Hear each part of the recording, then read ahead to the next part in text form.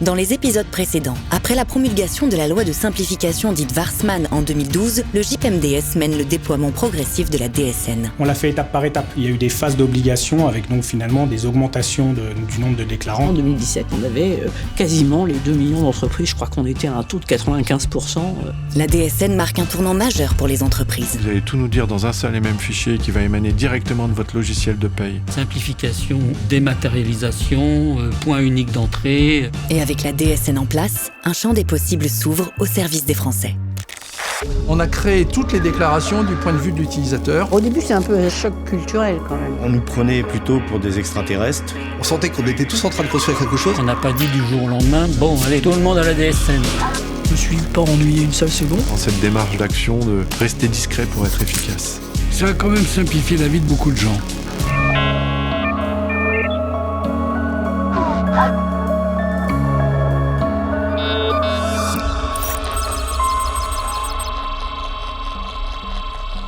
Beaucoup de contribuables se demandent pourquoi on ne prélève pas une somme de chaque mois sur leur salaire pour payer les impôts. On pourrait le faire.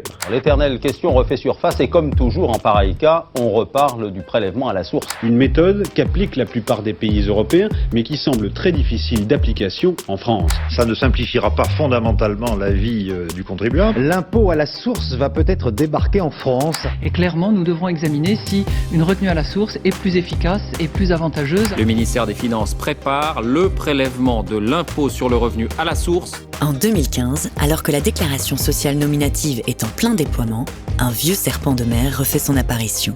Le prélèvement à la source. Je vous assure que les entreprises, vous allez être associés pour que ça n'ait pas de conséquences ni sur votre gestion, ni sur la relation avec vos employés. Prélever l'impôt à la source, c'est prélever chaque mois le montant de l'impôt en même temps que le versement du salaire. Pour piloter la réforme, Marie-Vonne Le Brignonen rejoint la DGFiP, la Direction Générale des Finances Publiques. Personne ne s'attendait à ce que ça revienne sur le devant de l'actualité. C'est un vieux projet qui a été annoncé plusieurs fois depuis les années 1960-1970. L'État avait depuis des années dans les cartons une envie de faire le prélèvement à la source, mais ne savait pas par quel bout prendre le sujet. Et avec la DSN installée, comme c'était de prélever dans la paie, que la DSN est un sous-produit de la paie, ça devenait assez logique de se dire est-ce que la DSN pourrait pas aider. Et ça, d'un point de vue technique, ça change tout parce qu'il n'y a rien à inventer. On peut se greffer sur quelque chose qui va être généralisé. Le prélèvement à la source ne se serait pas fait sans la DSN. On commence à collaborer avec la direction de la sécurité sociale, plus précisément, et son directeur de l'époque, Thomas Fatome. Il y a une décision quasiment de niveau politique, en fait, qui est prise, que l'administration fiscale pourra utiliser la DSN, qui est une déclaration sociale à l'origine, pour collecter les informations liées au prélèvement à la source et en collecter les paiements. De manière concrète et opérationnelle, on commence à travailler avec le JIP-MDS, puisque c'est lui l'opérateur de la DSN. À l'époque, il y a eu tout un travail de fait avec les services de la DGFiP pour regarder dans quelles conditions ça pouvait être fait sans dégrader la DSN, c'est-à-dire en gardant bien l'esprit de simplification, de normalisation. Si on imagine qu'il y a 100 informations qui transitent tous les mois dans la DSN, je crois qu'il y en a 3-4 qui vont concerner le prélèvement à la source. On va travailler ensemble pour voir dans quelle mesure on peut récupérer ces données-là, soit vous ne les récupérez pas, soit vous les récupérez par ailleurs, soit vous faites évoluer votre réglementation pour les demander de manière différente. Alors comment ça marche ? La DSN collecte les données des employés à partir de leur fiche de paye via la déclaration mensuelle des entreprises vérifiée par le portail Net Entreprise. Pour le prélèvement à la source, ces données sont transmises à la Direction Générale des Finances Publiques, la DGFiP, qui calcule un taux en pourcentage pour chaque contribuable en fonction de ses revenus. Ce taux est renvoyé à chaque employeur qui l'applique et l'insère dans son logiciel de paye pour verser les salaires nets à ses employés. L'employeur déclare ensuite le total des montants prélevés dans sa DSN mensuelle en même temps que les autres données sociales. Enfin, la DGFiP réceptionne la DSN, procède au prélèvement du montant global de l'impôt collecté directement sur le compte bancaire de l'entreprise et crédite le compte fiscal individuel de chaque salarié dans son espace personnel. Tout le monde me disait ça va jamais marcher. Tout le monde. J'étais entouré de mes amis experts économistes. Tu vas te ridiculiser. qui me disait mais ça va se planter, tu vas te planter, ça va jamais marcher. On était totalement contre et on a été totalement ignorés. Le patron a aussi ses doutes. Pour lui, le prélèvement à la source, c'est une charge de travail supplémentaire. Le comptable travaille plus, il nous facture plus. Évidemment, c'est une charge complémentaire qui a été mise sur les entreprises. Nous, on a fait en sorte, côté éditeur, de masquer cette charge complémentaire en mettant des outils qui permettent aux entreprises de maintenir leur productivité. On s'est rendu compte que finalement, ça ne posait pas de problème et on a peut-être été un peu frileux sur le dossier. Moi, je disais à tout le monde, mais écoutez, le prélèvement à la source, ce n'est jamais qu'un sous-produit de la DSN. Ça part de la paye, ça ne va pas être un problème.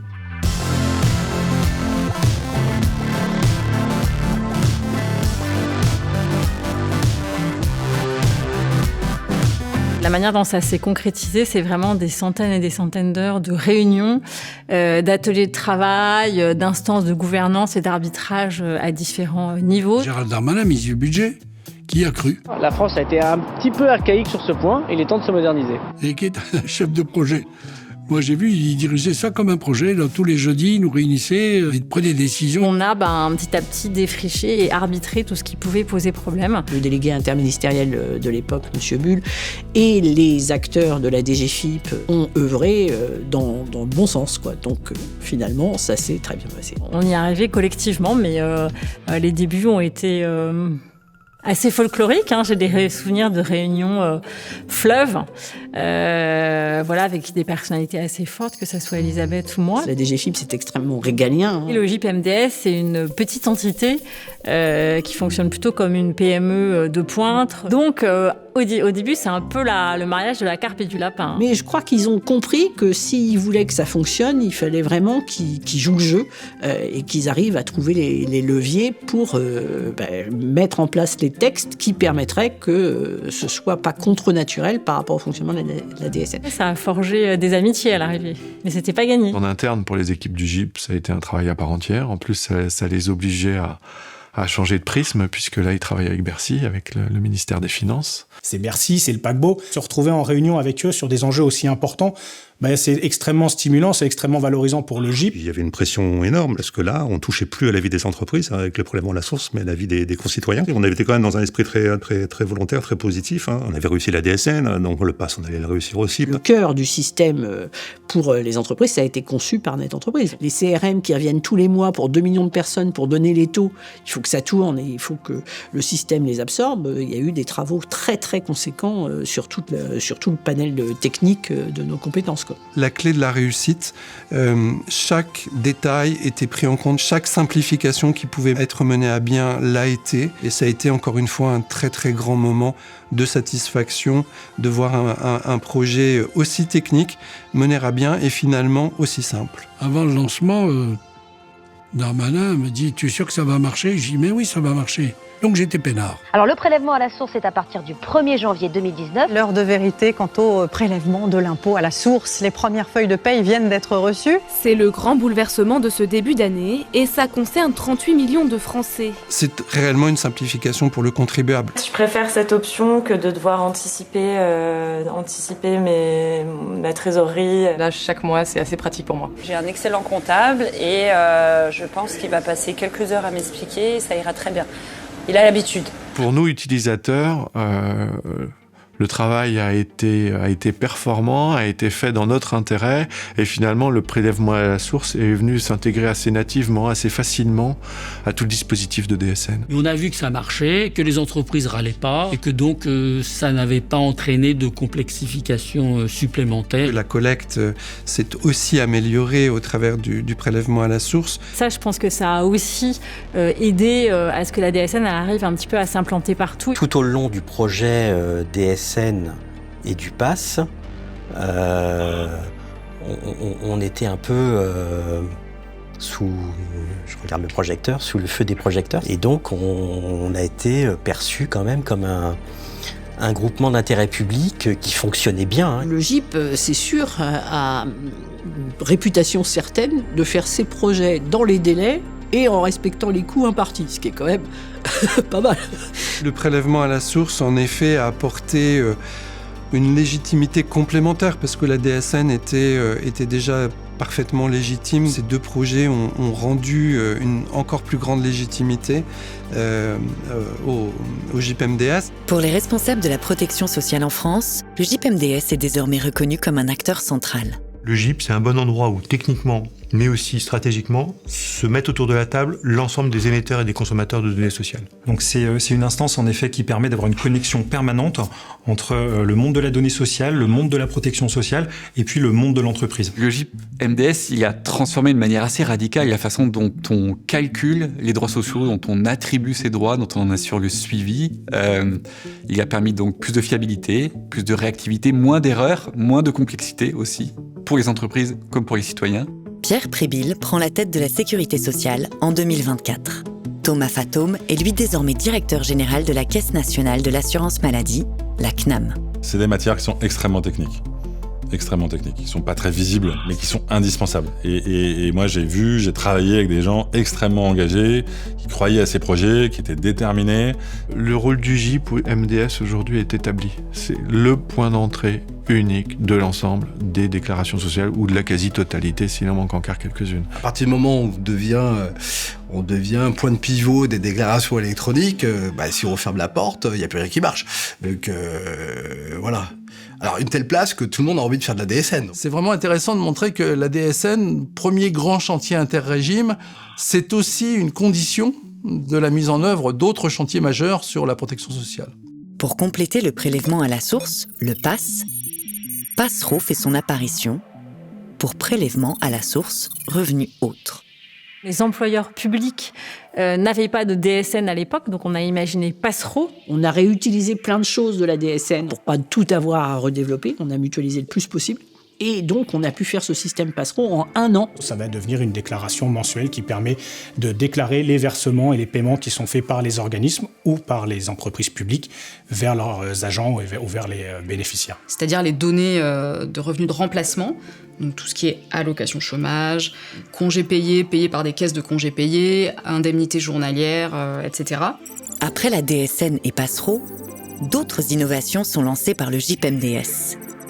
Parmi les projets qu'on propose et qui sont vraiment destinés aux entreprises, il y a le fait de leur mettre à disposition un certain nombre d'indicateurs fondés sur les données de la DSN et qui sont personnalisés. Un des progrès importants, c'est ce qu'on appelle le répertoire commun des déclats, où on connaît maintenant toutes les entreprises qui emploient du salarié, bien évidemment, et leurs caractéristiques, de savoir si elles déclarent directement, si elles sont tiers déclarées, de savoir quels sont leurs effectifs mensuellement, puis annuellement. Et tout ça peut être mis à disposition de l'ensemble des administrations. On a également tout ce qui est lié à l'identité numérique.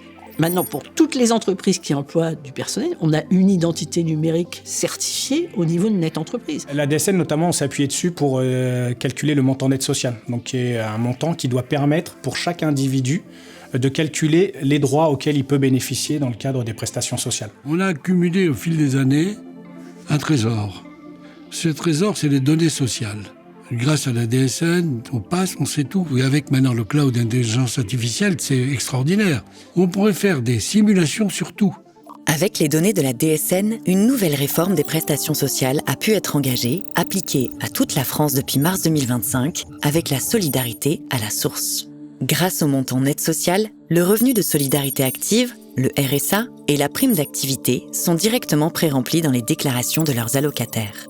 Ça permet d'alléger la gestion, ça permet surtout de lutter contre le non-recours et d'éviter des indus et des rappels qui sont très compliqués à percevoir pour l'individu. Des progrès au service des Français depuis maintenant 25 ans. Alors, peut-on parler d'une révolution silencieuse ? Bien sûr, parce que l'utilité de ce service est au cœur de la vie des Français, au cœur de la protection sociale, et c'est quelque chose de remarquable. J'ose espérer que plus personne ne remet en cause le JPMDS. On a créé toutes les déclarations du point de vue de l'utilisateur. Avec le JPMDS, on pousse le point de vue vers l'approche du client entreprise. Et c'est vraiment une révolution. Vous allez dans la rue et vous dites aux gens, vous connaissez le groupement d'intérêt public, modernisation des déclarations sociales? Les gens vous regarderont avec des yeux en disant, qu'est-ce qu'il me dit là, de quoi il cause? Alors que pourtant, dans leur vie quotidienne, finalement, dans leur droit à la sécurité sociale, c'est devenu quelque chose d'incontournable. Pour ceux qui représentent les intérêts des salariés, des entreprises et de tous les acteurs de la sphère sociale, le GIP est incontournable aujourd'hui. Désormais, je pense que la DSN est rentrée quasiment dans le langage commun. C'est une révolution qui s'est faite sans dommage et sans douleur. Je me suis pas ennuyé une seule seconde.